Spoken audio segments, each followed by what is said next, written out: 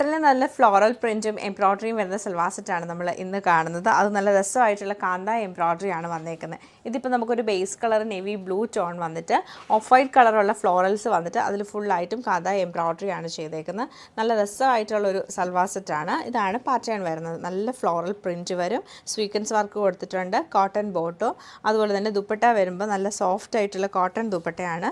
അതിൻ്റെ രണ്ട് എൻഡിലും കാന്ത എംബ്രോയ്ഡറി ചെയ്തിട്ടുണ്ട്. 4 സൈഡിൽ നമുക്ക് ക്രോഷ്യോയുടെ ലേസും കൊടുത്തിട്ടുണ്ട്.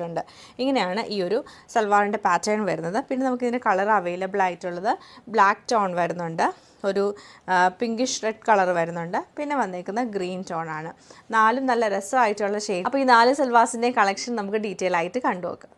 ആയിട്ടുള്ള കോട്ടൺ ഫാബ്രിക് ആണ് നമുക്ക് ഈ ഒരു ടോപ്പിന് വരുന്നത്. അതിൽ ഫുള്ളായിട്ടും ഫ്ലോറൽ പ്രിൻ്റ് ആണ്, ബാക്ക് സൈഡും ഫുൾ ഫ്ലോറൽസ് ആണ്.